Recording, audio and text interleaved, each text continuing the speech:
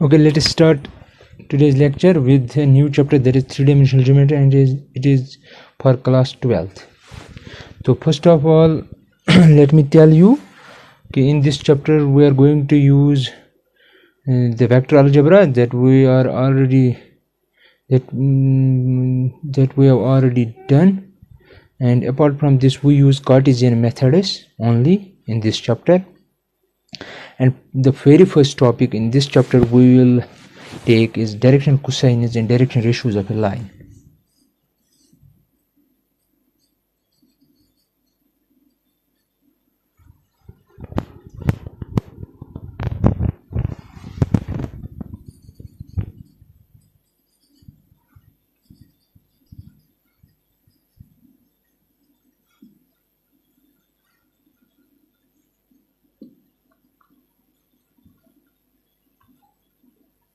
शायद हमने ये टॉपिक जो है पहले भी पढ़ा है वेक्टर्स में, तो I am going to repeat this with more explanation.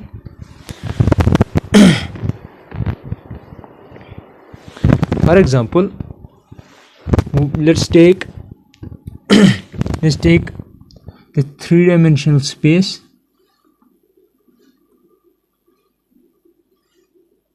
For example, this is your x-axis, this is your positive y-axis, and this is your z-axis. Okay, let's take a line here. This is our line and this is origin, and coordinates of this origin are 0, 0 and 0, because we are now in space, three-dimensional space. Space means three-dimensional. So this is our line L. This is its one direction and this is second direction. So let's assume that this directed line makes angle alpha with x-axis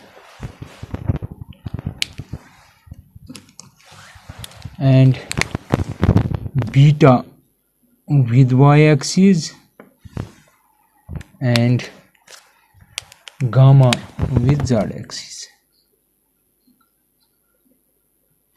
Okay, these are three different colors that I have used. मैंने यहाँ पे 3 different colours use किए alpha beta और gamma के लिए. तो ये जो एंगल्स हैं अल्फ़ा बीटा और गामा जो हैं, अल्फ़ा बीटा और गामा जो हैं, these are angles formed by directed line L with x, y and z axes. Actually these angles alpha, beta and gamma, we can call them directed angles.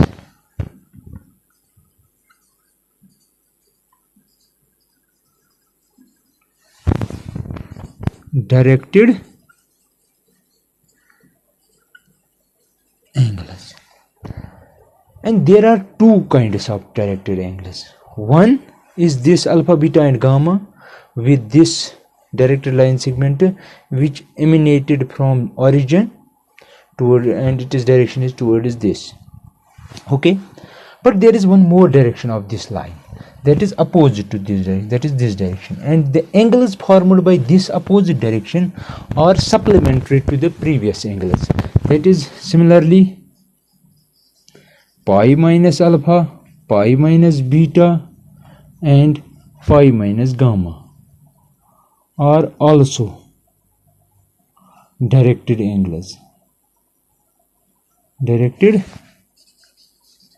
And these angles are supplementary to these, because if you are going to add with alpha, this with alpha, you will get pi. That means these two angles are supplementary. So if that means for every line there are two set of directed angles, only two. Okay, one is in this direction and other is in opposite direction. If we take cosine of these, यानी कि अगर हम इनके साथ cos लेंगे, therefore cos, let's take the one that is alpha beta and gamma. हम alpha beta और gamma directed angles लेंगे, उन्हीं पे काम करेंगे. तो cos अल्फा, cos बीटा और cos गामा जो है इनको कहा जाता है डायरेक्शन कोसाइनस. यानी कि डायरेक्टेड एंगल्स को cos लगाना है बस, direction cosines. This is the definition of direction cosines. And इसको यूजुअली डिनोट किया जाता है L से, इसको किया जाता है M से, इसको किया जाता है N से. ठीक है, ओके.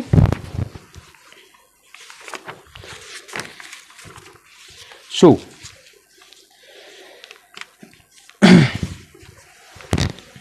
अब एक और बात है, अब क्योंकि हमें डिफाइन करना है डायरेक्शन कोसाइनस है डायरेक्शन रेशियोज. डायरेक्शन कोसाइनस मैंने बताया है cos अल्फा, cos बीटा और cos, यानी कि डायरेक्टेड एंगल्स को cos लगाना है साथ बस. अब डायरेक्शन रेशियो क्या होता है? तो any three real numbers, any three numbers, any three numbers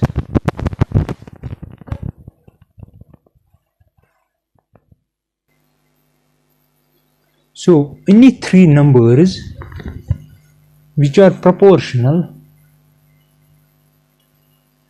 which are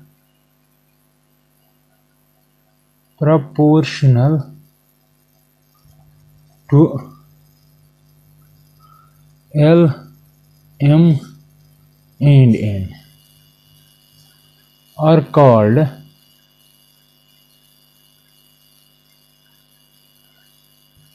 direction ratios.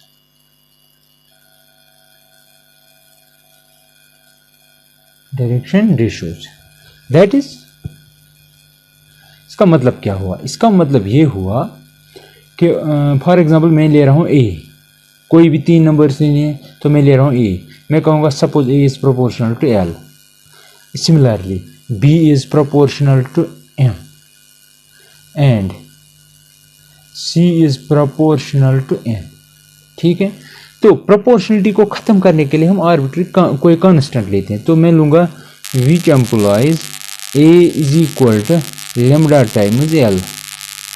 ठीक, and b is equal to l times m and C is equal to l times m. ठीक है, लेकिन L जो है L belong करेगा और मैं यानी कि कोई नॉन जीरो, कोई नहीं for any non zero real number, यानी कि एल का वैल्यू कोई भी रियल नंबर हो सकता है लेकिन जीरो के बगैर. तो that means I can write it also like this. That means I can write it like this. L is lambda is equal to A by L, A by L, and that is equal to lambda is equal to a by lambda is equal to b by m, and that is equal to c by n, c by l, c by, sorry this is lambda, sorry l, oh sorry this, you can hear this must be lambda, this is lambda here, lambda, and this is lambda, lambda. C by n, C by n. Okay, so I can write it like this. I can write it. I will take reciprocal of this. That means L by A is equal to M by B is equal to N by C is equal to 1 by lambda. और 1 by lambda को मैं कहूँगा K. ये कोई नया नाम है किसका? 1 बाई लेमडा का नया नाम मैंने रखा है के, इसलिए मैंने कहा see. Okay,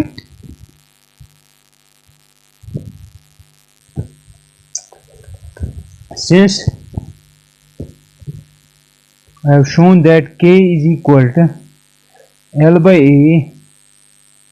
and K is equal to L by A, which implies L is equal to AK. ठीक है, comma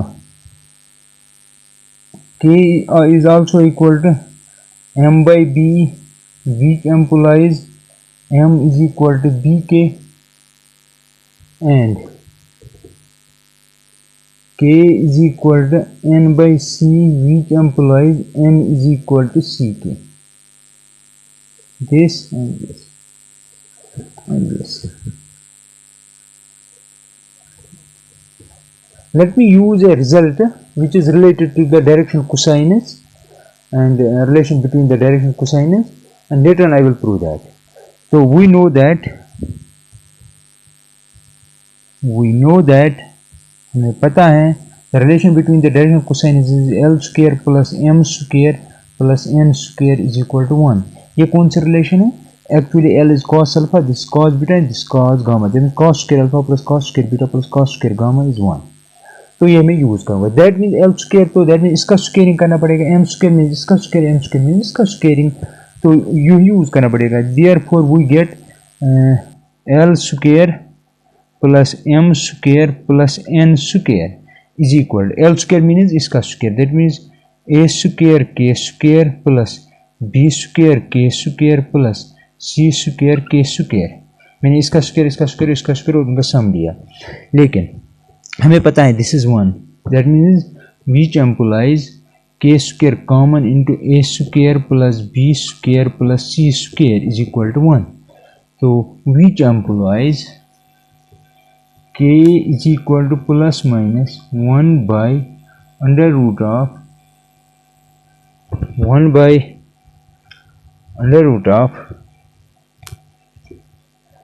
ए square plus b square plus c square. तो के का वैल्यू ये आ गया है. इधर में दो साइनज आ रहे हैं के प्लस और माइनस. प्लस का और माइनस का आपको पता ही है, क्योंकि जो डायरेक्ट लाइन सेगमेंट हम लेते हैं उसकी दो डायरेक्शन हैं, this is the reason plus minus आ रहा है. लेकिन हम एक ही साइन लेंगे, एक जो जब हम डायरेक्शन कोसाइनस लेंगे एक साइड के तो एक ही साइन लेंगे, या प्लस लेंगे या माइनस लेंगे. ये नहीं कि एक जगह माइनस एक जगह प्लस, वो नहीं चलेगा. ठीक, तो that means I can write from this, I can write, मैं ऐसे लिखूंगा since k is equal to L by A implies L is equal to AK, which implies L is equal to, यानी कि direction cosine L is equal to A. K का value चलो हम positive लेते हैं, K का value है 1 by under root, that बनेगा under root of A square plus B square plus C square. Similarly M is equal to B divided by under root of a square plus b square plus c square, and n is equal to c divided by under root of a square plus b square c square. So these are the direction cosine, this is the relation between direction cosinus and direction ratio. Okay, where a b c are direction ratios. याद रखना, अगर हमारे पास कोई भी, चलो मैं थोड़ा बहुत दिखाता हूँ ये डायरेक्शन रेशियोज कैसे बिहेव करते हैं. अगर हम कोई भी लाइन लेंगे ना यहाँ पे, तो यहाँ पे अगर हम कोई पॉइंट लेंगे, उस पॉइंट के कोऑर्डिनेट्स होंगे ऐसे, हाँ वो होंगे फॉर एग्जांपल ए बी और सी. इसका मतलब हुआ यहाँ से लेकर यहाँ तक परपेंडिकुलर ड्रा करना है, यहाँ से लेकर यहाँ तक परपेंडिकुलर, यहाँ से लेकर यहाँ तक परपेंडिकुलर ड्रा करना है. तो ये ऑरिजिन है, ऑरिजिन से लेकर अगर ये एक्स एक्सिस है, ये वाई एक्सिस है और ये जेड एक्सिस है, तो इसका मतलब हुआ ऑरिजिन से लेकर इस पॉइंट तक जो डिस्टेंस है वो है ए, यहाँ से लेकर यहाँ तक जो डिस्टेंस है वो है बी, यहाँ से लेकर यहाँ तक डिस्टेंस वो सी. तो वही ये जब ये पॉइंट मूव करेगा यहाँ पे पहुँचेगा, डायरेक्शन रेशियो चेंज हो जाएंगे. इसी तरह जब आगे पहुँचेगा डायरेक्शन रेशियो चेंज हो जाएंगे. So we can say that for a directed line we have infinite number of direction ratios. Now our next topic is relation between direction cosinus of a line. So अगर हम यहाँ पे coordinate system लेंगे, 3-dimensional coordinate system, ठीक है, तो अगर हम यहाँ से एक लाइन लेंगे, ठीक है, यहाँ से एक लाइन लेंगे, इसका नाम रखेंगे the line passes through R and S. ठीक, ये यहाँ से जा रही है। हम क्या करेंगे, हम एक पैरेलल लाइन लेंगे, इसके पैरेलल एक लाइन लेंगे, लेकिन that must pass through the origin. तो हम ऐसे कुछ लेंगे, it is parallel to this and it passes through the origin. Whatever angle this is going to make with this x-axis, y-axis and z-axis are equal to the angles made by this with these axes. So because we know that parallel lines make equal angles, so let us suppose ये जो इसके साथ angle बनाएगी वो होगा beta, इसके साथ बनाएगा गामा और इसके साथ बनाएगा अल्फा। ठीक है, क्लियर। इस लाइन पे हम कोई पॉइंट लेंगे P, आर्बिट्री पॉइंट। ठीक है, तो यहाँ पे हम कोई पॉइंट लेंगे P of x, y and z। ठीक है, अब देखिए नेक्स्ट हम क्या करेंगे, हम यहाँ से एक परपेंडिकुलर ड्रा करेंगे, यहाँ से परपेंडिकुलर ड्रा करेंगे z एक्सिस पे। तो वो परपेंडिकुलर ये मानो, this is perpendicular to this, क्योंकि यहाँ पे दिखाना मुश्किल है क्योंकि ये 2 डायमेंशनल बोर्ड है। तो अगर हम ऐसे अस्यूम करेंगे तो लेट अस अस्यूम कि यहाँ से ऑरिजिन, क्योंकि ऑरिजिन है यहाँ पे, ऑरिजिन से इस P तक जो डिस्टेंस है वो है R। ठीक है, लेकिन क्योंकि इसके जो मैंने यहाँ पे दिखाया था इससे पहले, क्योंकि x का मतलब हुआ ऑरिजिन से लेकर यहाँ तक, जहाँ तक हमने परपेंडिकुलर ड्रा किया, यहाँ से लेकर यहाँ तक जो डिस्टेंस है वो है x। ठीक है, क्योंकि असल में ये परपेंडिकुलर है। अगर ये O है, इसको नाम देंगे A, इसको P है, तो इसको मैं ऐसे बना सकता, ऐसे ऐसे और ऐसे, क्योंकि यहाँ पे परपेंडिकुलर है A पे, तो ये A है आपका। ठीक है, और ये है O, तो ये है P। ठीक है, क्योंकि O से P तक जो डिस्टेंस है वो है R डिस्टेंस। ठीक है, और O से A तक जो है वो है X। ठीक, लेकिन एंगल क्या है इसके और इसके दरमियान, दैट इज दिस एंगल। ठीक है, तो I can take cos alpha. cos alpha जो होगा, cos alpha is going to be, cos alpha is equal to, लगा इस ट्रायंगल पे, cos alpha is equal to OA divided by OP। OA आपको पता है that is x, OP is R। क्योंकि विच, इसको हम नाम देंगे, नया एक नाम हमें पता है, हमने ऑलरेडी इसको कहा है L। तो which implies x is equal to R L। Similarly we can write y is equal to R M and z is equal to R N। ठीक है,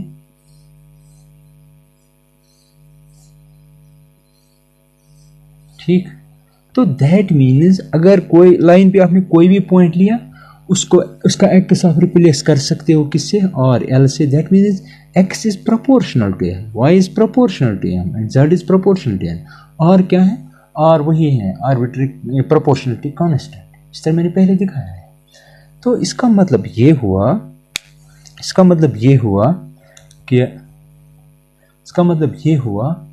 क्योंकि हमें रिलेशन बिटवीन डायरेक्शन कोसाइन निकालनी, that means L M and N का निकालनी है। तो that means I can write squaring and adding, scaling and adding, we get what we get, इसको स्क्वायर करो और ऐड करो तो आएगा x square is equal to R square L square, R square, sorry यहाँ पे लिखना था, वेट,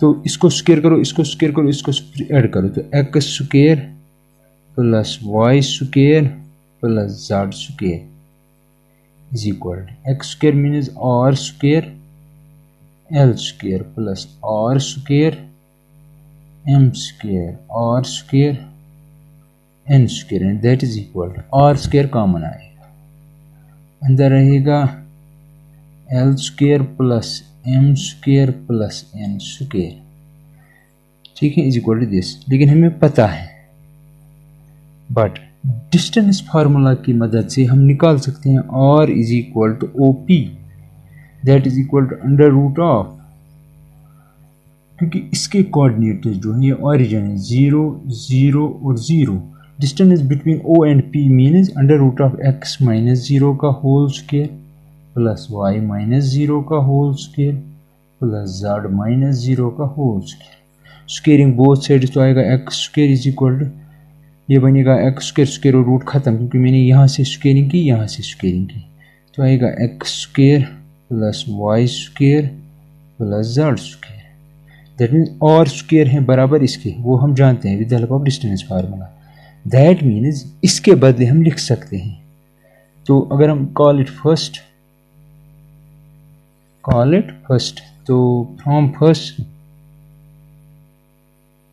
फर्स्ट इसके बदले हम लिख सकते हैं R square is equal to R square, bracket में आएगा L square plus M square plus N square, are square खत्म, तो which implies l square plus M square plus N square is equal to 1। This is the exact relation between direction cosine and I have already used it and I promise you people that I am going to prove it soon. So this is the relation between direction cosine of a line. Now let us solve example first of textbook.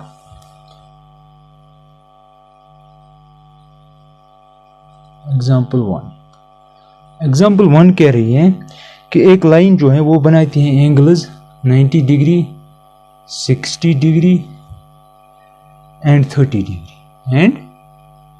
Degree with positive direction of x axis, ये बनाता है with positive direction of x axis के साथ, ये बनाता है Y axis के साथ, ये बनाता है जेड एक्सिस के साथ। यानी कि एक line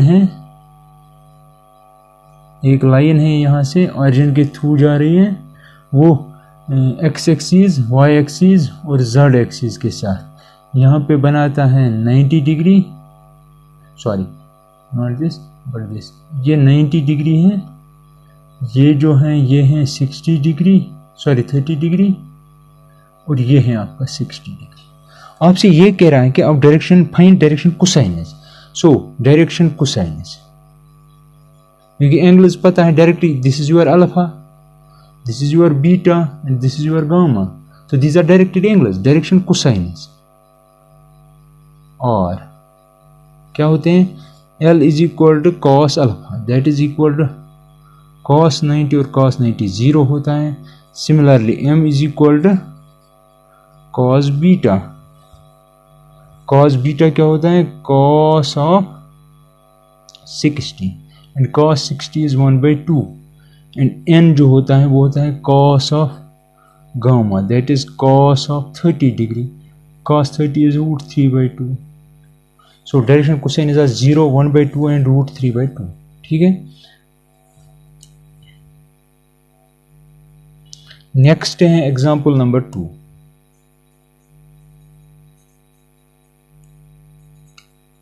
example 2 of text book कह रही है कि if A line has direction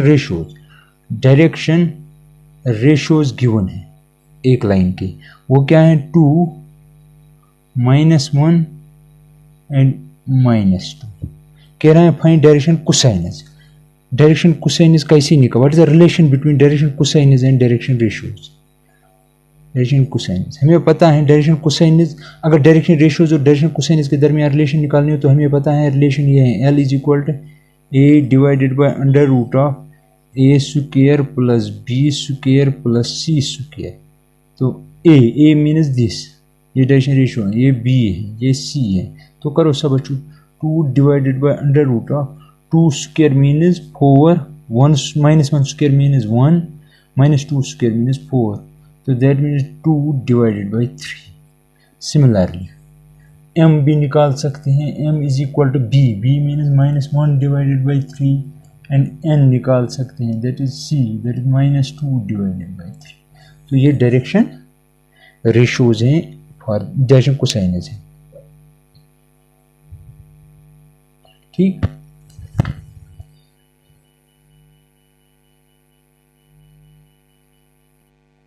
next we will take direction cosines of a line passing through 2 points, यानी कि आपको एक लाइन के डायरेक्शन कोसाइनस निकालने हैं और हमारे पास इंफॉर्मेशन जो है कि वो लाइन जो है वो 2 फिक्स्ड पॉइंट्स के थ्रू जा रही है। ठीक है, तो फॉर एग्जांपल हमारे पास ये सिस्टम है आपके पास, ठीक है, यहाँ पे एक पॉइंट है P, इसके कोऑर्डिनेट है x1 y1 और z1। दूसरा पॉइंट है कोई Q, उसके कोऑर्डिनेट है x2 y2 एंड z2। ठीक है, ठीक, तो हम क्या करेंगे, यहाँ से ये x है, ये y है, तो ये z है, ये जो प्लेन है ये y z प्लेन, ये है z x प्लेन, ये है x y प्लेन। तो हम यहाँ से यहाँ तक ड्रा करेंगे परपेंडिकुलर्स एक्स वाई प्लेन पे और उनको ज्वाइन करेंगे। ये आर पॉइंट, ये है एस पॉइंट। ठीक है, तो वो मैं यही कहूँगा, let P of x1 y1 z1 and q of x2 y2 and z2 be 2 points। ठीक है, एंड draw perpendiculars from P and Q on XY plane, XY plane, and we will get this figure। ठीक है, let us draw a perpendicular from P on QS, on Q, यानी कि यहाँ से लेकर इस पे मैं एक परपेंडिकुलर ड्रा करूँगा। ठीक है, तो इसको नाम देंगे कुछ M, on QS at M। ठीक है, ठीक, तो आपके पास जो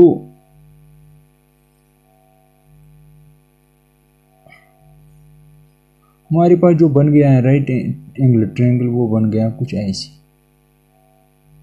यहाँ पे 90 है, यहाँ पे P है, यहाँ पे Q है, लेकिन क्योंकि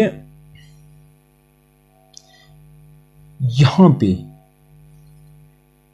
पे जो हम लाइन लेंगे, यहाँ पे वो हम लेंगे, यहाँ पे जो हम लाइन लेंगे वो क्या एंगल बनाएगी with X axis Y axis and Z axis के साथ। ठीक है, तो हम अस्यूम करेंगे अगर ये लाइन फॉर एग्जांपल यहाँ से जा रही है, ठीक है, ये लाइन जा रही है यहाँ से, तो ये डेफिनेटली कुछ एंगल बनाएगी इसके साथ, एक्स एक्सिस के साथ, कुछ वाई के साथ और कुछ जेड के साथ। ठीक है, तो क्योंकि ये जो है यहाँ पे ये लाइन क्या एंगल बनाएगी, तो मैं क्या करूँगा, मैं यहाँ से फॉर एग्जांपल ये जेड एक्सिस है, क्योंकि this parallel to Z axis, जो ये लाइन इसके साथ एंगल बनाएगी वही बनाएगी इसके साथ। तो क्योंकि जब एक लाइन जेड एक्सिस के एंगल के साथ एंगल बनाएगी उसको हम कहेंगे डायरेक्टेड एंगल और उसको नाम देंगे यूजुअली गामा। और यह लाइन आपस में पैरेलल है, तो यह एंगल और यह एंगल जो है ये वर्टिकली अपोजिट एंगल्स हैं, तो दीज मस्ट बी इक्वल, तो यह भी गामा ही होगा। ठीक है, क्योंकि यह लाइन बनाती है इसके साथ गामा, दैट मीन इसके साथ भी, क्योंकि पैरेलल लाइन्स जो हैं अगर वो किसी लाइन के साथ एंगल बनाएगी तो वो सेम एंगल बनाएगी, इक्वल एंगल्स बनाएगी। तो अगर ये लाइन, ये बड़ी लाइन इसके साथ अल्फा गामा बनाती है तो इसके साथ भी, लेकिन ये एंगल और ये एंगल वर्टिकली अपोजिट है, तो दैट मीन्स ये भी गामा ही होगा। लेकिन ये जो पॉइंट है ये एम पॉइंट है, ठीक है, ये एम पॉइंट है, ठीक। तो अब हमें मुझे ये बताइए कि कॉस ऑफ गामा किसके बराबर होगा, कॉस गामा किसके बराबर होगा। दैट मीन्स ये जो ट्रायंगल है ये कुछ ऐसे है, ऐसे है ये ट्रायंगल, ये गामा है, ठीक है, ये एम है, ठीक। तो ये क्यू है, ये मैंने पी यहाँ से लिया है, ठीक। तो दैट मीन्स ये बेस होगी और ये परपेंडिकुलर होगा और ये हाइपोटेन्यूज होगा। तो ये आएगा क्यू एम, नहीं हम ऐसा करेंगे, हम इस तरह इसको लेंगे, इस तरह इसको लेंगे, इस तरह इसको लेंगे। मैं बेस इस साइड को बनाऊंगा, ये मुझे वेट वेट वेट वेट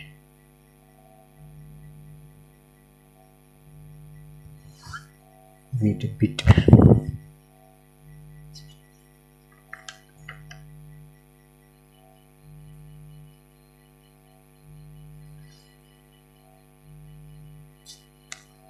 ठीक है, ये भी ठीक है, इसमें कोई प्रॉब्लम नहीं, ठीक है। क्यू एम,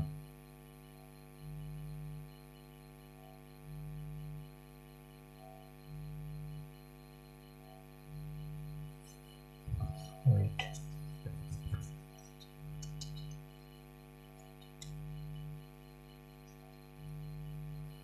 अब मुझे ये बताइए इसके कोऑर्डिनेट्स क्या होंगे। अगर P के हैं x1, सॉरी x, P के क्या है,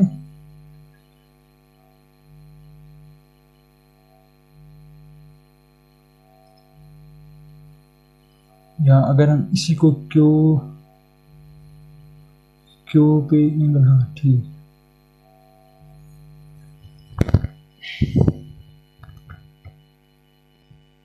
तो that means I can right यहाँ पे अगर है P अगर ये है,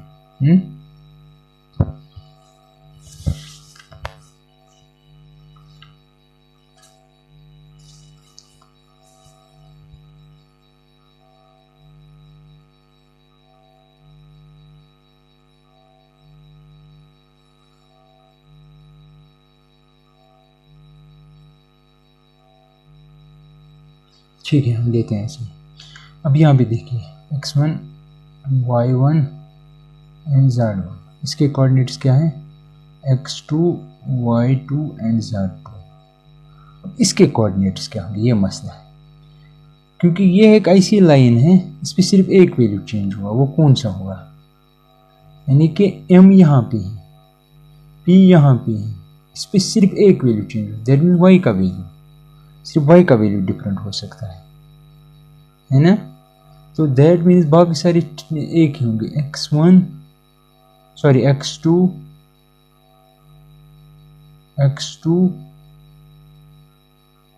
और यहाँ पे क्या होगा y1 z2, ऐसे ही होगा, ऐसे ही होगा ना, क्योंकि ये जो लाइन है इस लाइन पे क्या वेरी हो रहा है, इस लाइन पे z वेरी हो रहा है ना। यहाँ पे अगर देखेंगे या यहाँ से आप देखो, ये वो लाइन है, ये कौन सी लाइन है, क्यू एम मीन्स ये वाली लाइन, इस लाइन जो यहाँ पे, क्योंकि z है ना, z ऐसे है, इस पे z वेरी होगा, जो भी line parallel to z axis होगी ना उस पर सिर्फ z का वैल्यू चेंज होगा, बाकी x और y का सेम रहेगा। अगर हम ऐसे लेंगे कोई line parallel to y axis, उस पर y का वैल्यू सिर्फ चेंज होगा, x और y का नहीं, x और z का नहीं। अगर हम कोई लाइन लेंगे पैरेलल टू x एक्सिस, उस पर x का वैल्यू चेंज होगा, y और z का नहीं होगा। दिस इज द रीजन, क्योंकि ये लाइन है ना, ये लाइन क्यू एम है, Q M means this line, this is parallel to z axis, तो इस पर सिर्फ z का वैल्यू चेंज, इसलिए मैंने क्या लिखा, क्यू एम मीन्स ऐसी, parallel to Q M means this line, इस पर सिर्फ z का वैल्यू चेंज होता, तो दैट मीन्स बाकी सब सेम, तो दैट मीन्स ये भी y2 ही रहेगा, लेकिन z का वैल्यू, दैट मीन्स अगर इसके कोऑर्डिनेट्स है ना x2 y2 एंड z2, इसके कोऑर्डिनेट सारे सेम होंगे, यानी कि यहाँ पे होगा x2 y2, लेकिन क्योंकि ये पैरेलल टू z एक्सिस है, इस लाइन पे z का हर एक वैल्यू चेंज होता है, जब हम ऊपर ऊपर जाएंगे z चेंज होता जाएगा, लेकिन ये लाइन जो है ये पैरेलल है इसको, तो इस पे भी सिर्फ एक ही वैल्यू चेंज होगा, दैट इज z का, तो अगर ये z2 है ये z1 होगा, ठीक है, तो दिस इज द रीजन यहाँ पे z1 होगा, ठीक। तो cos गामा किसके बराबर होगा, cos gamma is base that means QM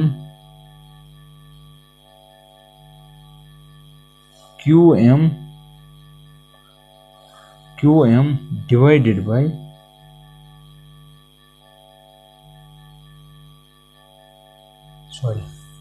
base, हम ये लेंगे, हम ये बेस नहीं, ये बेस लेंगे, ये परपेंडिकुलर लेंगे,